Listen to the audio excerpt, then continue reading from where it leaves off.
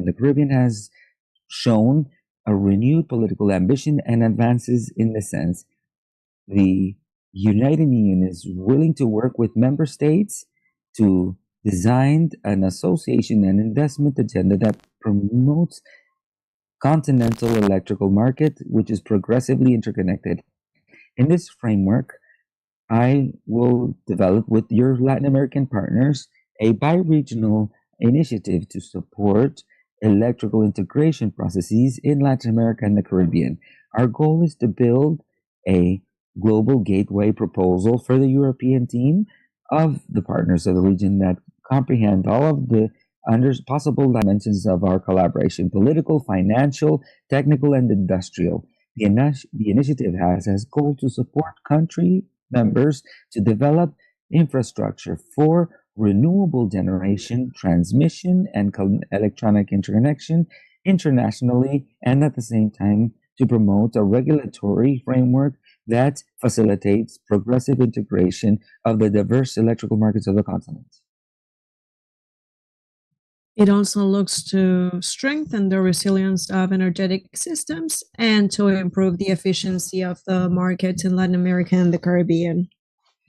We want to contribute not only to reduce the generation costs, but also the emissions through a bigger integration of renewables. In order to do that, we need to bring investments from the private sectors and from the European Union, since our companies are leaders in the area. This success depends on a broad participation of all the interested parts in the region. It includes the national and regional governments, regional organizations like the one that lead the Mars INEA, multilateral banks like BID, CAF, For Plata, and others, and national electric companies and regulation organisms. We are creating an alliance with the most important energetic companies in the region, and we want to aim to create credit from the member states of the European Union through their ministers, development agencies, and of course, our strongest financial arm is the European Bank of Investments. We want to present this initiative as one of the main things we can provide in the CELAC summit in Santa Marta, Colombia. And from there, it's important to move political support in this stage. Beyond the political commitment, we have 23 prioritary strategic projects selected through analysis in the region, and of course through regional organizations. We continue to move the interest of European and Latin American partners to finance and invest these projects. The bi-regional initiative will be complemented by a pillar of technical assistance financed by the European Union and their European partners with non-refundable funds. Those funds will be directed not only to the preparation of the necessary studies or definition of the projects, but also the strengthening of the institutions supporting the regulatory frameworks development, regional and national, also the coordination and training of institutions in the partner countries.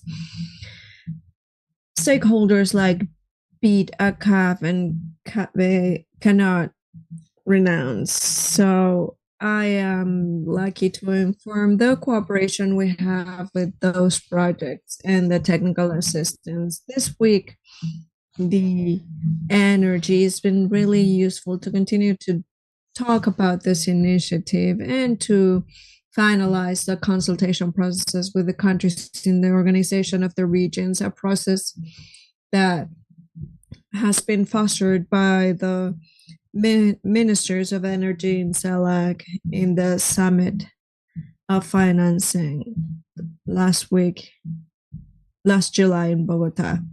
Also, we have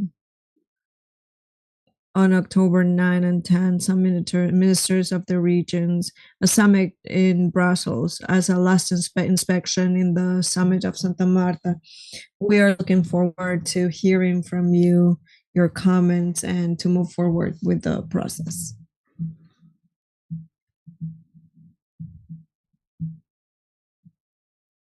Thank you very much for your words. We will begin with the second part. This forum has as a name, integration, regional integration that has been organized, and we appreciate the European Program of Technical Assistance, Global Technical Transformation implemented by AG.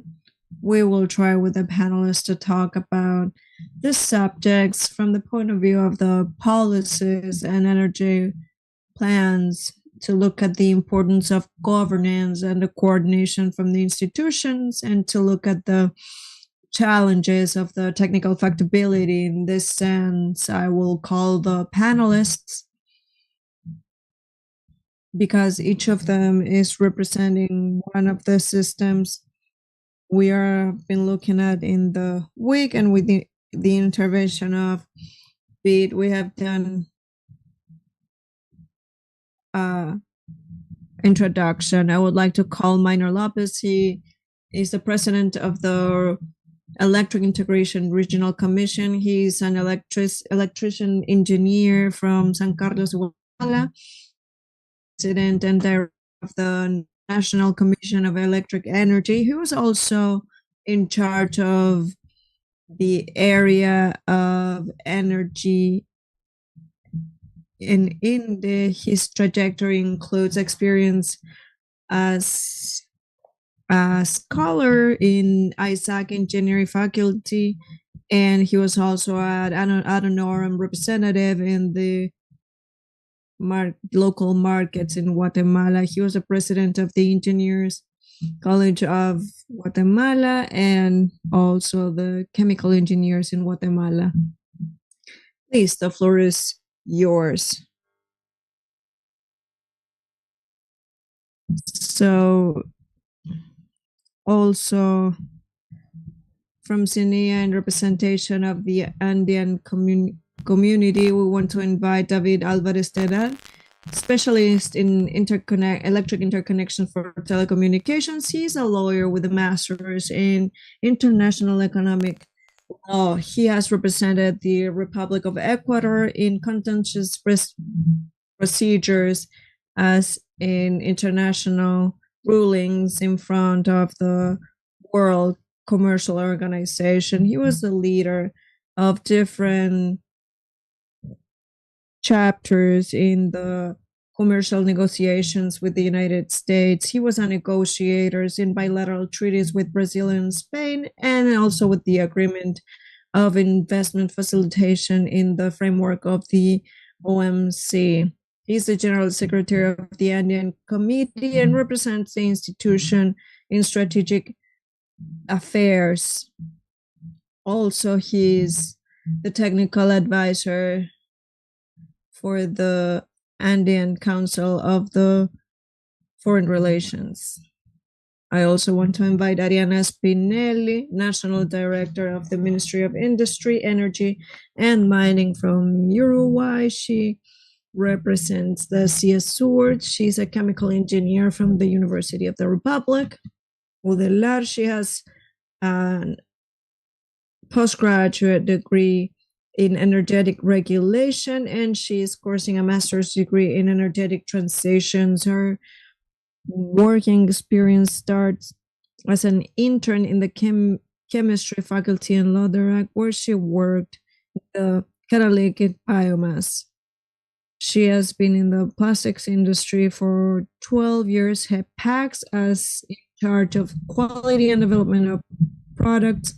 And 16 years ago, she went to the public sector in the National Direction of Energy. She's in charge from this year of the area of energy and mining from Uruguay. And finally, we have Daniel Kumpan,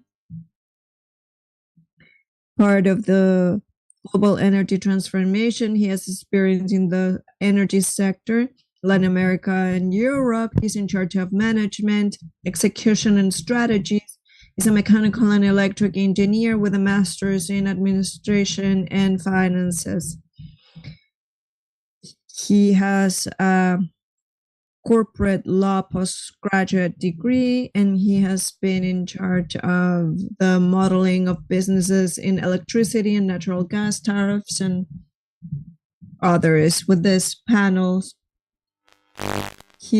Daniel will be sharing the European experience. Having introduced you, we have seen throughout these days how important it is, the electrical interconnection that leads to energetic integration that allows us to have safer systems talking about energy. And at the same time, we are in the right path. Most of all the countries in Latin America with the ODS goals and as a priority or diversification of the energetic matrices. And we have other components like climate change that make us put more attention in management and planification of systems. In that sense, we have challenges, good practices, lessons learned, and in the trajectories of each system. So I would like to start with the example we have from CEPAC. I would like to start with Mr. Miner, and I would like to ask you, how should electric interconnections be included in politics and energetic plans in such a way that they are effectively implemented, please? Good afternoon, everyone. Thank you for this invitation. And thank you to everyone who has been making sure that we can be here doing everything we're supposed to do, learning from the experiences of others. I would like to start by telling you that CEPAC, or our electric regional market, integrates, as it was said in the initial talk, it interconnects 6 countries from Guatemala to Panama. And it is a system that regulates and that deals with energy produced in the region from the countries in it. And those who participate are the acknowledged agents that can work in the region of the CEPAC. The particularity is that it has a radius of 1,800 kilometers and interconnects with their system, and it provides 230,000 volts from each country, and we are interconnected with Mexico through a bilateral agreement with Guatemala. We keep this interconnection that has been very important for the stability of the region. When it comes to how to make this planning effective, I would like to say that the process that we carried out at a regional level is that, since we have 3 institutions that are well organized, solid, and with well-defined roles, we have the Directive Council of Mayor, which develops the strategies of electric integration. We have the market operator, which operates, oversees, and plans the expansions of the network. And the one I belong to is the regulator entity. Regulations are met, and that plans that we follow the regulations of the market. That is the most important, because of course sense from the decision of the government of the participant states in the CITIMAR. They dictate the development policies and the interests in generation and transmission. This strategy is taken by the operation entity, and they define what is the electric installation that they should have in the network. And finally, they present this regulator entity that created its own studies, public consultations, and with those comments, they solve what the AOR has planned. And then finally, the AOR conducts again all the studies, analyze the beneficial technical and economics lines, and define what are the lines that provide a regional benefit and those that have a partial benefit, those that benefit a country more than the others. And from all of this, a very important part of the database that we have used, AOR has used during the whole process, is the expansion planning of the country in the electrical system. So right now, they are not binding. The strategic plans of expansion of every country or the regional plan. So it's one of the challenges that we have right now. So we can manage to get this link between both things. So the operator entity and the nationals consider the needs and strengths presented to the country. So this would be the way in which we can achieve this planification of the system in a more effective way for the region.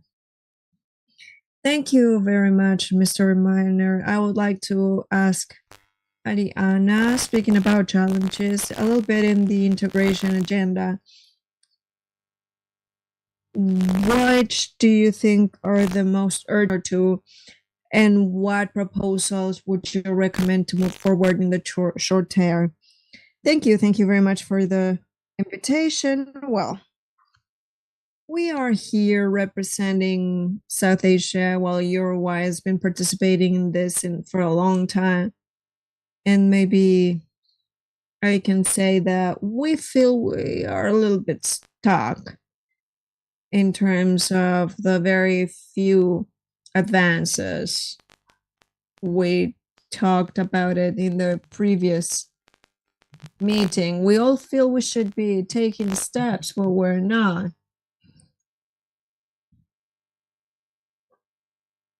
And we feel that deep down there's a little bit of doubt, because we don't know if eventually we will be able to create the system and that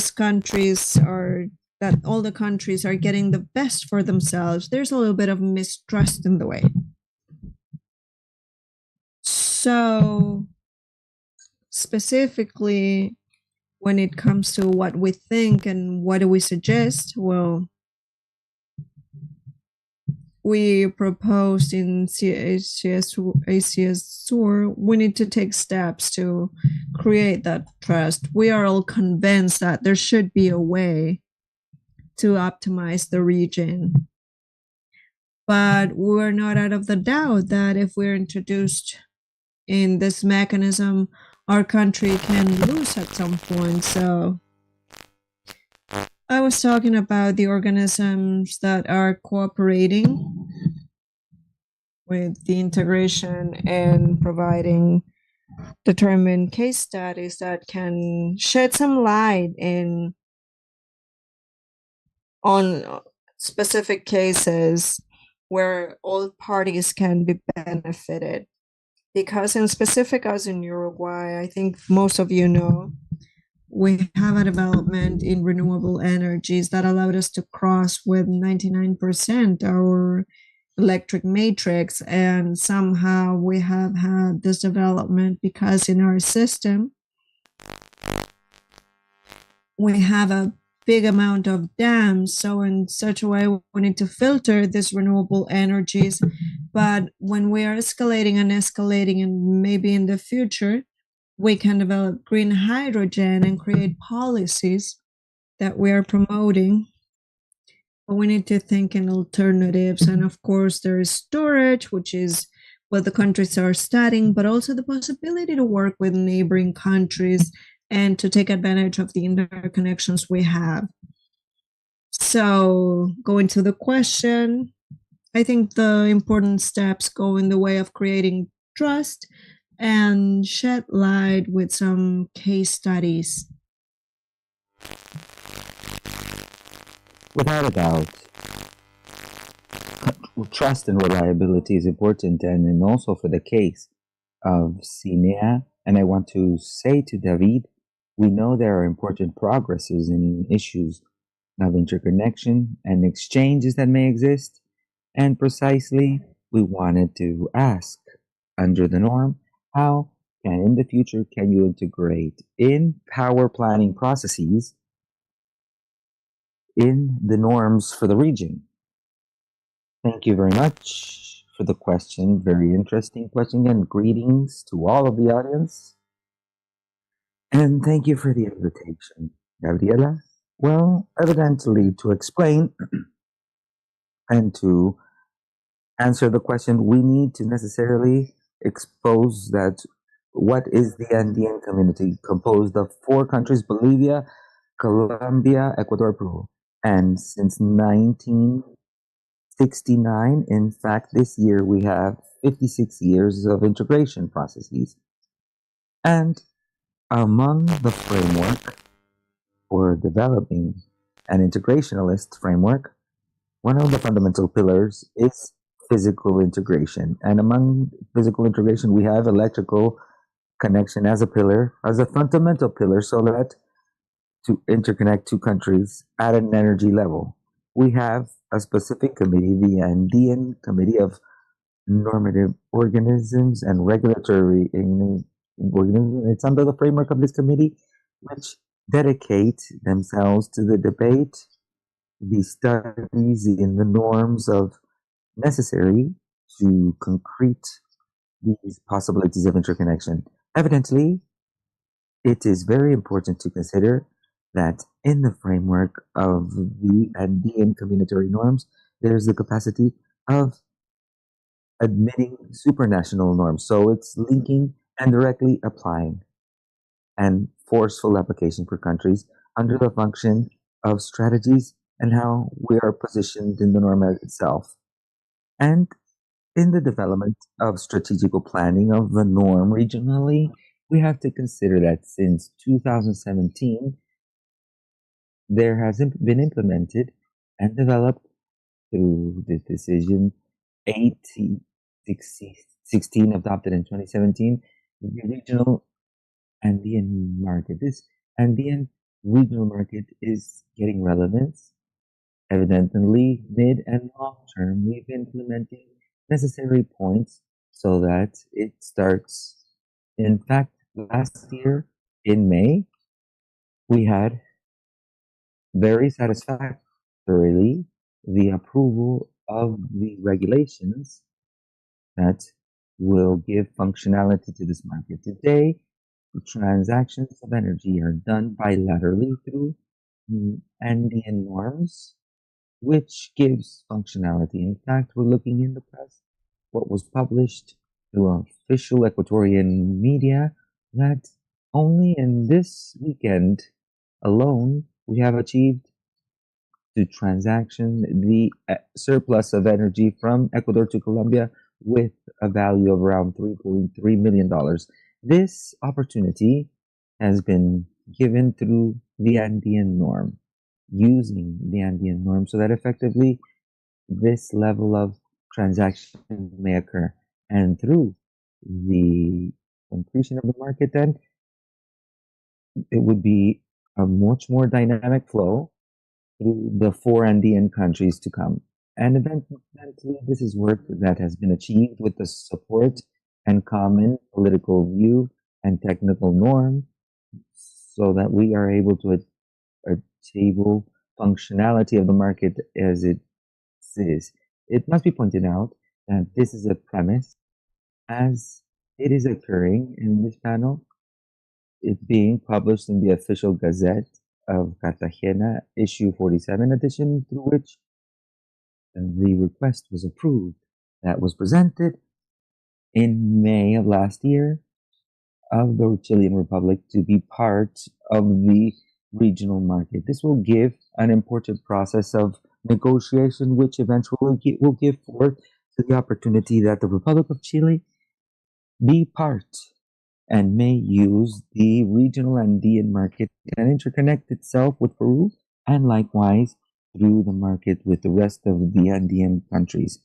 This is extremely relevant because in first instance, it places evidence of the importance of the dynamic of the Andean norm, and second, evidently, give a plausible example as how the norm is effectively functional to connect the region, not only the Andean region, to the four countries, but also to have a strategic partner like the Republic of Chile, which is worth mentioning and is fundamental part and member of CINEA.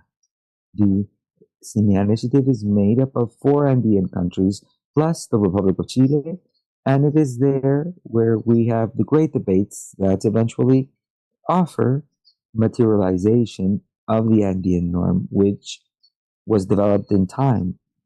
So these are evidence of how they were developed, and norms and policy are discussed with the strategic idea we are reaching the compliance of landmarks that have been established in time. Thank you very much.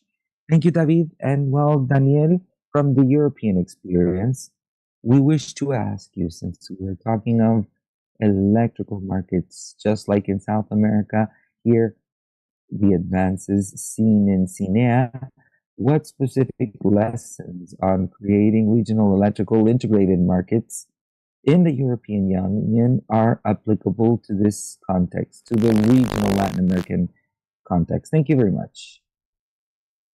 Well, very appreciative for being present, and congratulations to LACAM for the acceptance of Chile's request for this possibility to open up, where we show that the framework not only does good for the countries, member countries, but also abroad.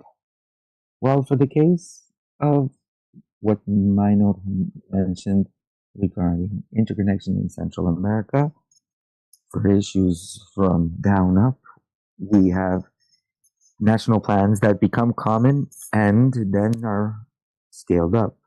In the case of the specific question of the European community, we have a context that you think of as completely different. However, it's worth making the parallel that it isn't a subject that goes such at a community level or independently against every country, and it's born backwards as a planning starting from the managers of networks, which basically make the studies, and the participation of all joint planning, where it is these processes are supervised, where there's a long path followed, and 96 modified in 2003.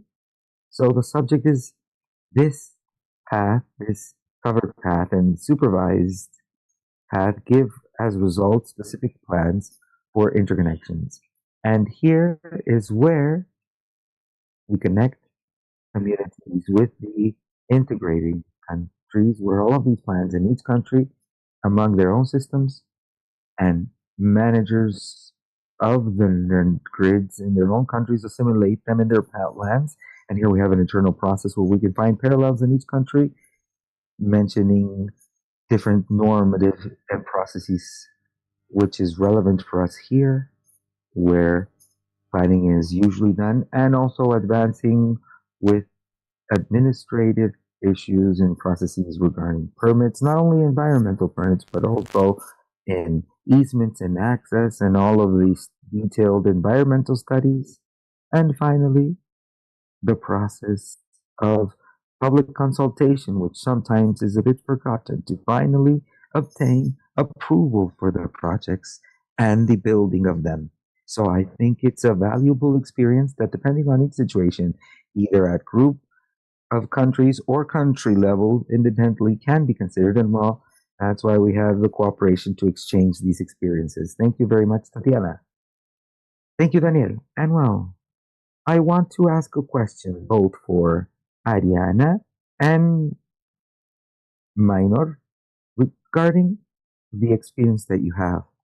What models of governance or mechanisms of bilateral regional coordination has been shown as most efficient for joint decision making and interconnection projects? Ariana, please, if you wish to start. Well, let's see. Regarding my colleagues, clearly we in the South are a bit behind. We still don't have a correct mechanisms. We do have some power exchange. For example, in Argentina, we have a mixed system that works very well, and we have shared culture. But if we look at the exchanges of a more regional integration, we are still in first steps. And for many years, we've been exchanging different aspects, but we still don't have mechanisms. So, on what model of governance? And we imagine that, first of all, the rules should be clear, because if we place real clear rules and the dispatches of these countries communicate adequately, there shouldn't be much more institutionality. Maybe a committee for integration that can be implemented if the rules are incomplied, but we imagined it's simple, but we're still at a previous step. More than just an institutional governance model, we understand that steps given today are to make a mechanism more concrete where all countries agree at least to respect it. So that would be my answer. Thank you very much.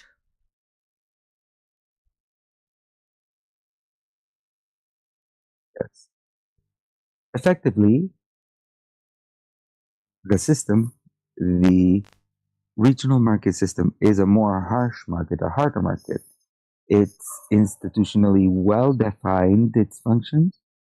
It all started at the end of the 90s with the framework agreement of all governments of the region. And then several complements were made through different protocols.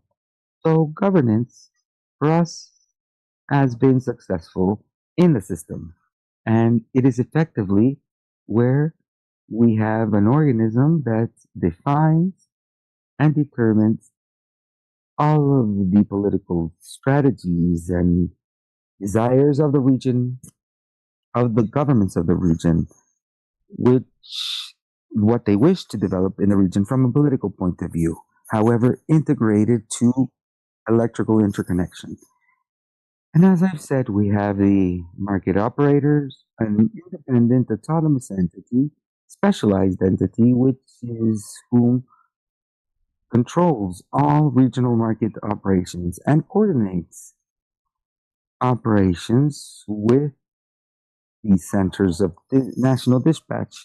So it's all integrated into this control. And for the case of the regulator, also the role is well defined, which is the surveillance of the market from a compliance of norms point of view, modifying or broadening norms through public consultation, like this one from a specific sector.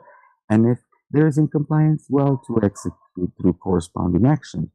So if that mode is well defined and that governance scheme is defined, well, logically, we may have still challenges to comply in this sense, because currently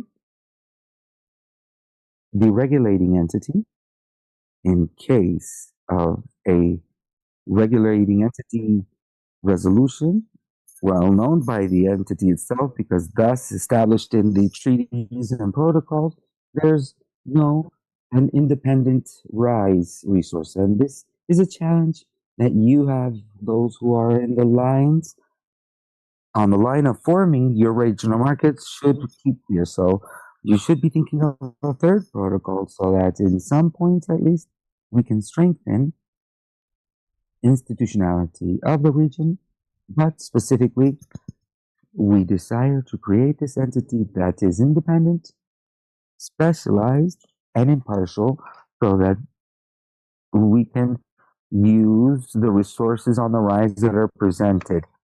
So for us, this is the model of almost a success. For example, in transactions mentioned by BID previously in 2013, where the regulation, the regional regulation was consolidated. And I forgot to say also that the treaty established and created the entity, the proprietary entity of the grid, the entity responsible of all of the electrical infrastructure done quite successfully and is at the moment at its phase of the second circuit in motivation. So this is the ordinance we have, the governance we have, where the roles are clear, and we just miss this part to be able to have a clarity and transparency and uncertainty for all parties interested. I would say that it's a mature market because in 2013 it was started with an exchange of power transactions of around 700 gigawatts per hour. And 10 hours later, by 2022, we brought it to 3,100 gigawatts, practically 4 times with what it was started with. And now by 2025, the expectation is to reach by final order is to overcome our record to reach 3,500 gigawatts hour of regional transactions of the injection and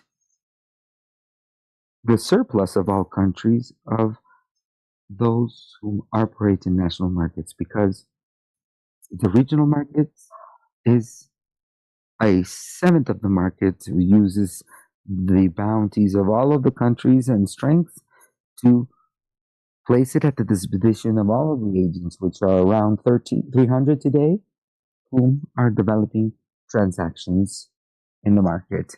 Thank you very much for commenting all of this to us.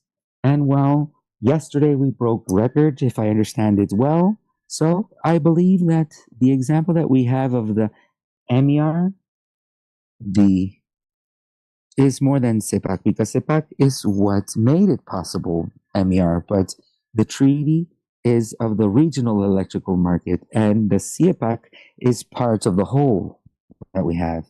So at least I am from there, right? That's why I speak with argument. And in this sense, it's important of the lessons like this mechanism that independently is being discussed through a committee that was created. And I believe that it's important more than the lessons learned, those who build their rules and their mechanisms. So thank you very much for your contribution.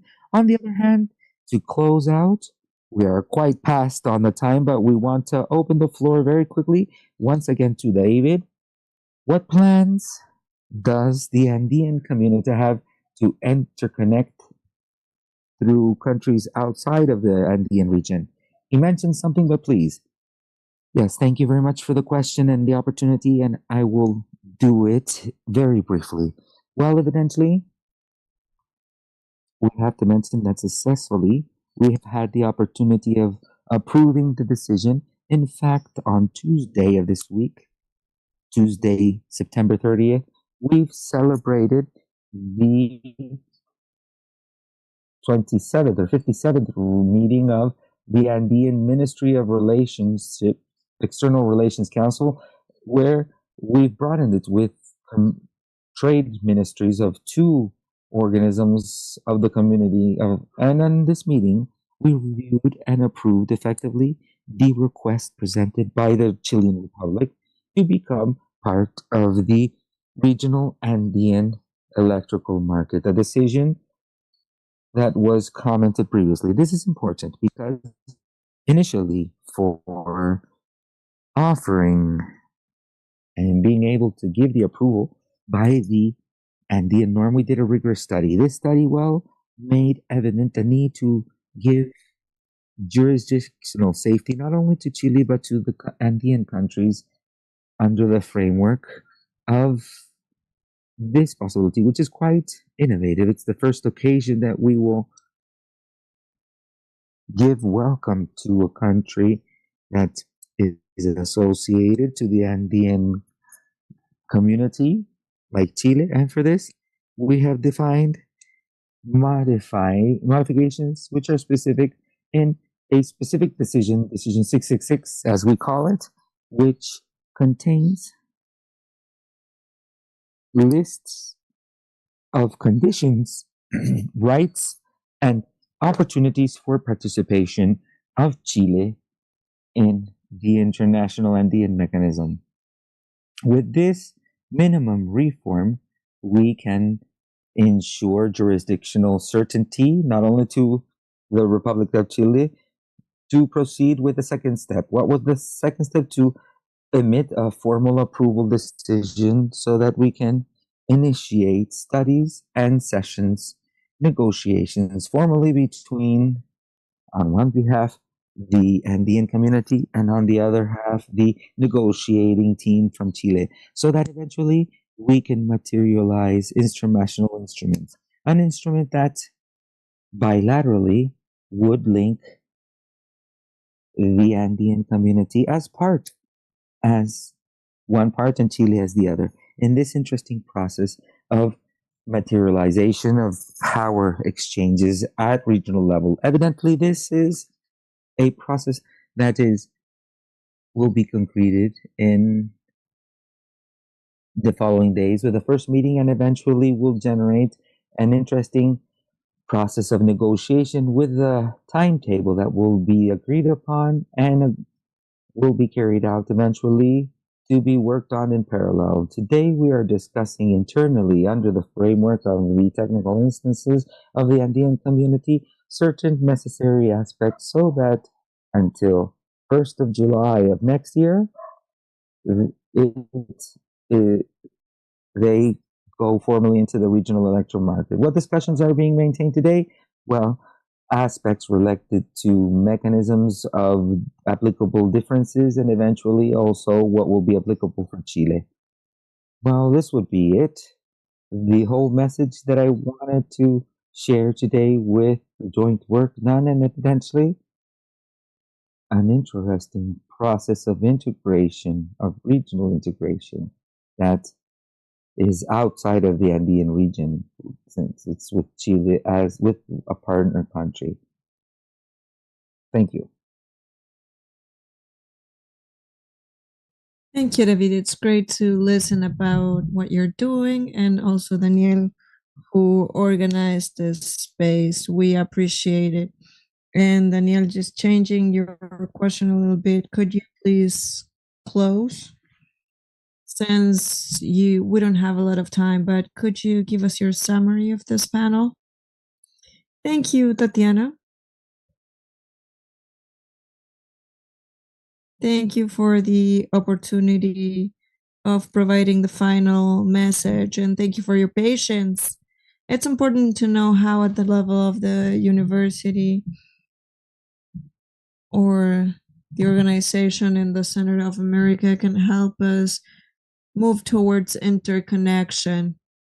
As we talked about initially, it is for us to keep moving forward. It's our work as technical cooperation, and now we are available to continue to support these regional efforts and country efforts. We have different approaches, the UN, European Union.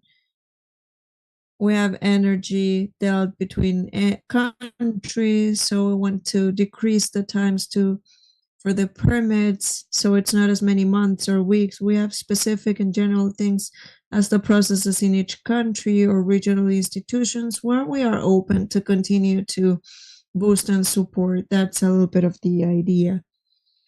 Thank you very much, the panelists, and you for being here. That's it. Thank you.